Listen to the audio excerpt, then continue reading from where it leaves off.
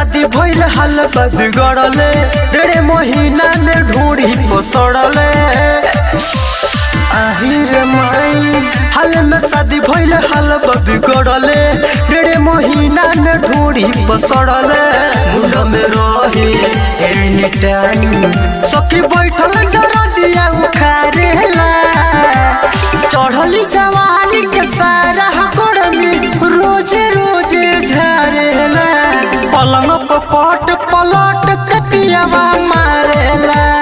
भरली जवानी के सारा गोड़मी रोज रोज झरेला।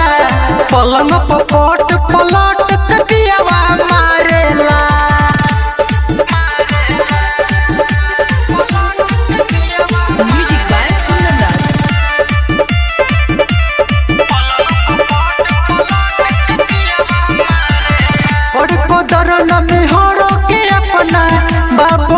पड़सानी रे हम मरत रही पीरा से ने उ बनेला तूफानी रे।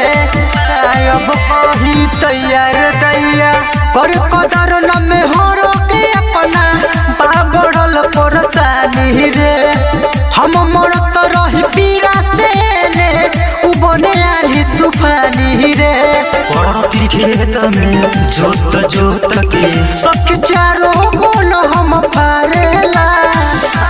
चढ़ली जवानी के सारा गोड़मी रोज रोज झरेला। पलंग पट पलट के पियावा मारेला। भरली जवानी के सारा गोड़मी रोज रोज झरेला। पलंग पट पलट के पियावा मारेला।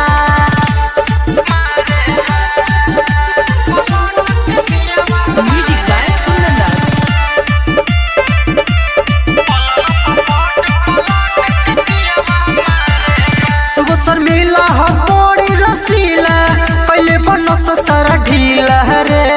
पापा के हमारा दिहल पलंगिया पहले डैमेज हिला हिला रे।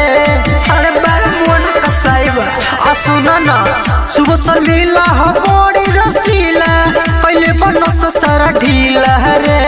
पापा के हमारा दिहल पलंगिया पहले डैमेज हिला हिला रे। नैहर के यारवा सोहनी दिली सखी एकरो से ज्यादा चाहेला। चढ़ली जवानी के सारा गोड़मी रोज रोज झरेला। पलंग पट पलट के पियावा मारेला। भरली जवानी के सारा गोड़मी रोज रोज झरेला। पलंग पट पलट के पियावा मारेला। रिकॉर्डिंग स्टूडियो बसंत बाजार।